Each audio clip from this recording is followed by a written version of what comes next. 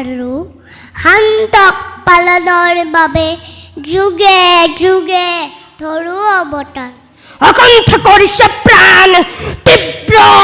হলাহল দেখা পাব মণিপুৰে নমস্কাৰ মোৰ নাম শ্ৰী আংশ বৰা মই ৰূপনিহাৰৰ নাটভাগী শ্ৰীকৃষ্ণ সংলাপ প্ৰক্ষেপণ কৰিবলৈ আগবাঢ়িছোঁ বিলন্দ বিলাস সৃষ্টি আমাৰ এই অভিলাষ সৃষ্টি স্থিৰ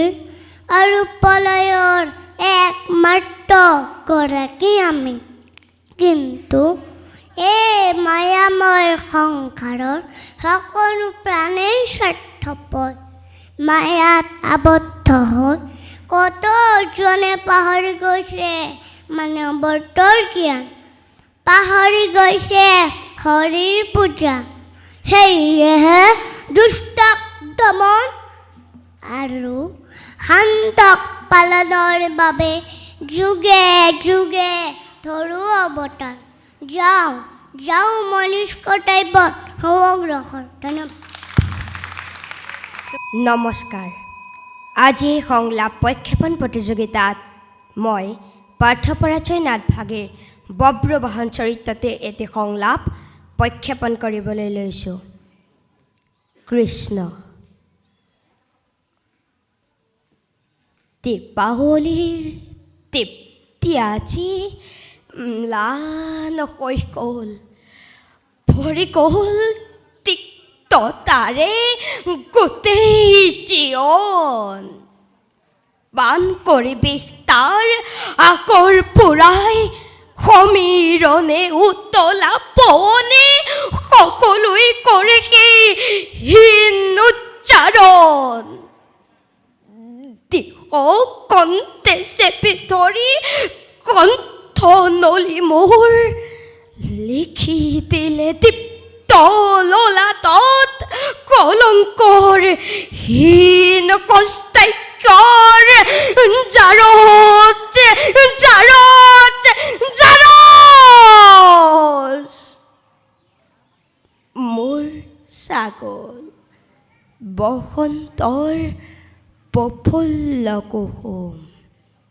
সৰি গ'ল পাখিতাৰ মাৰ গ'ল সৌন্দৰ্যৰ সৌৰভ অন্তৰত সুপ্ত থকা আগন্তুক কাল বহাগী প্ৰবল ধুমুহাৰ মেঘৰ মাজত বিদ্যুতৰ লহৰে লহৰে ধমনীত ৰক্ত সোঁত প্ৰবাহিত হওক সঘনে বিদ্ৰোহ নাচি উঠক মোৰ মনত দম্বৰু বজাই স্ফীত কৰি সৰ্বংগ সৰ্বলোম কোপ আজি মোৰ ফাগুন উকলি গ'ল দেখিছোঁ সূচনা অনাহুত কাল বৈশাই আকণ্ঠ কৰিছে প্ৰাণ তীব্ৰ হলাহল দেখা পাব মণিপুৰে দেখা পাব দেৱতা দানৱে যক্ষ ৰক্ষ কণ্ঠৰ বকিন্নৰ সকলোৱে দেখা পাব আজি প্ৰলয়ৰ ৰুদ্ৰৰূপ মোৰ সেনাপতি সেনাপতি কিবা দুখত প্ৰদাঘাত কৰি মোৰ উচ্চ শিৰত উচ্চ কণ্ঠে হীন বাক্য কৰে